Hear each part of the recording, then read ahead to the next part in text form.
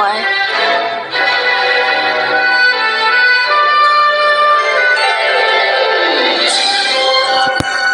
Who's that? It's not me.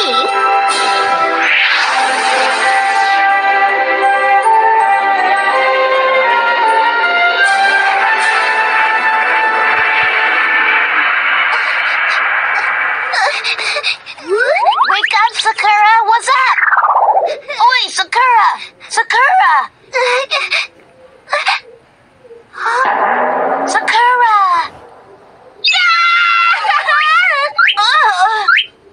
I was only trying to wake you up, Sakura. I was worried about you. Sorry, I was dreaming. Bad dream? That's funny. I've dreamt that same dream before. There was a boy wearing Chinese clothes. Chinese clothes?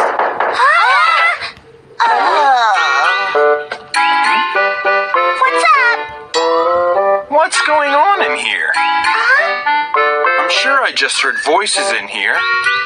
Well, maybe not. Kiro. No, it's only me. I was having a bad dream. Oh, okay. Must be the monsters making all that noise. Get out of here! That was close. What? Breakfast ready. Get up.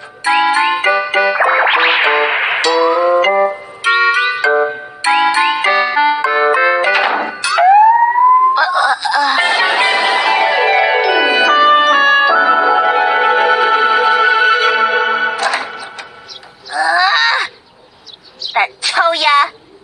Anyway, getting back to your dream. Remember, you have magical powers, so maybe the dream was reality. What's that? So maybe you'll meet that boy, the one dressed in the Chinese clothes you saw in your dream. Huh?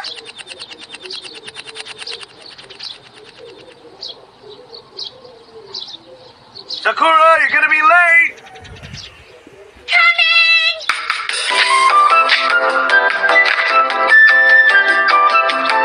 Bye, see you later!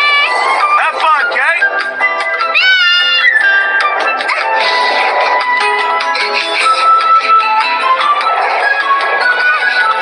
Hey, wait, Toya! I told you I wasn't gonna wait for you, Sakura.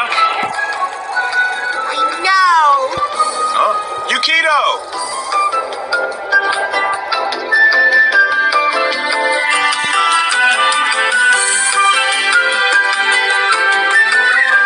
Magandang umaga.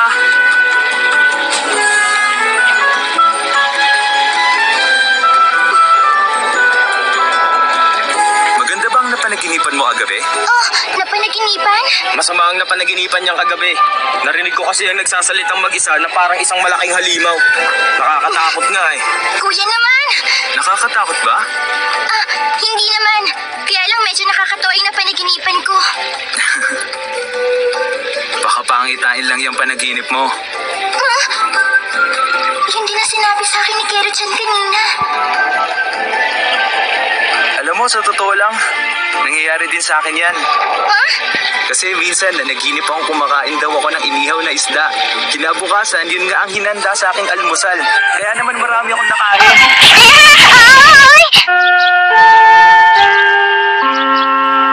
Mukhang ay siya mo ngayon sa mula. Alam mo, nakasabay ko kasi sa pagpasok si Yukito. Talaga? Totoo ba yan? Binigay pa nga niya sa akin to.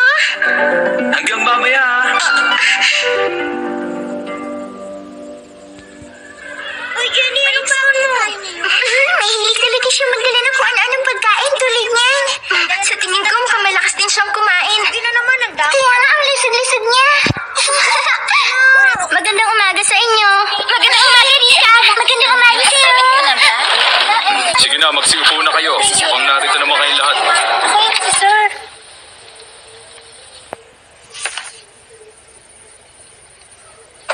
May bago kayong kaklase.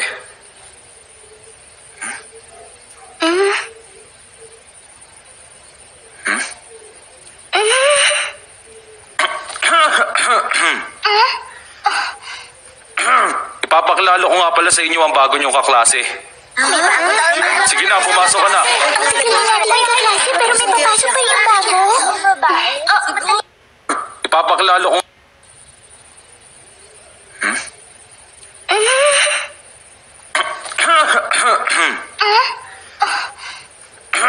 Ipapakilala ko nga pala sa inyo ang bago niyong kaklase. Sige na, pumasok ka na. Pero may papasok pa yung bago. Ano kaya siya? Siya bang sinasabi na? Yan ba yun? Bakit ganyan yung itsura niya?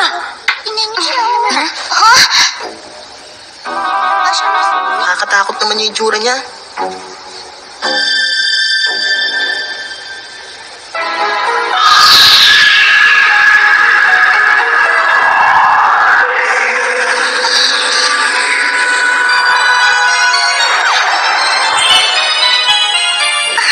Naku! Dito siya nakatingin sa atin. Ang pangalan niya ay Lee Xiaoran. Nagmula pa siya sa Hong Kong. Maging mabait kayo sa kanya ngayon. At ang magiging upuan niya ay dun sa likod ni Tomoyo at Sakura.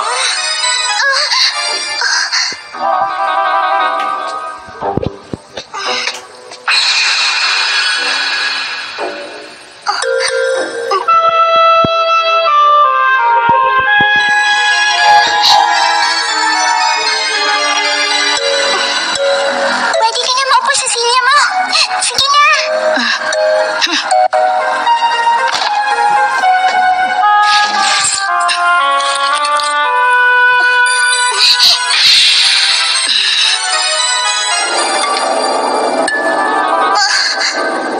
Parang may kung ano akong nararamdaman sa likuran ko.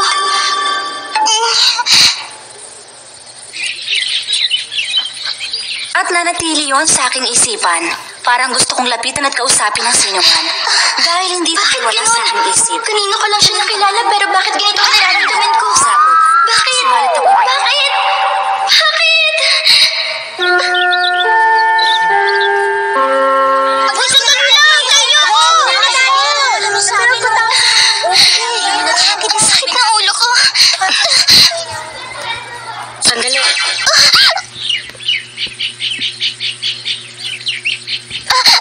Teka, ano ba yan? Sa pamamagitan ng hawak kong ito, malalaman ko ang lakas at kahinaan ng isang kalaban. At sa pamamagitan nito, malalaman ko kung anong kahihinatnan ng magiging pananatili ko dito. At dahil din dito, malalaman ko kung ano ang hinahanap ko.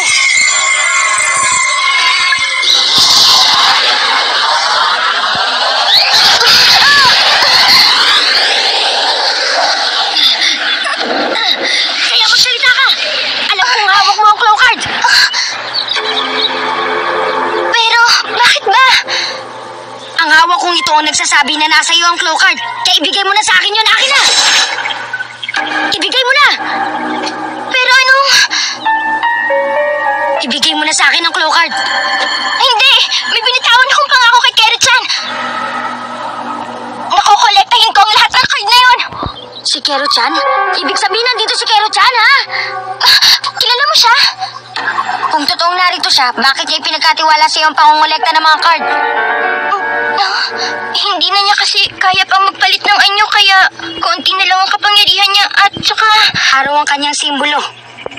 Wala ka bang naitatabing flame of fire card? Wala ka ba nun kahit isa man lang?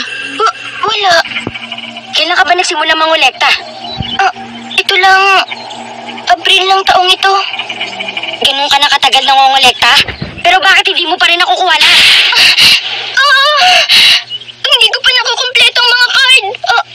Pero teka, bakit nga pala alam mo tungkol sa claw card? Wala ka na doon pakialam. Hinahanap ko rin ng iba pang card. Kaya ibigay mo na!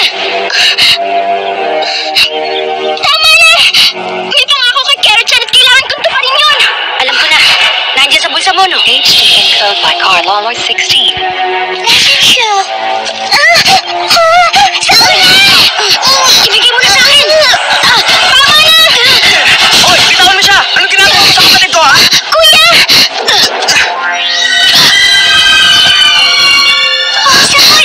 Ayos ka lang ba? Wala ka naman, Tomoyo. Ang kapatid ko.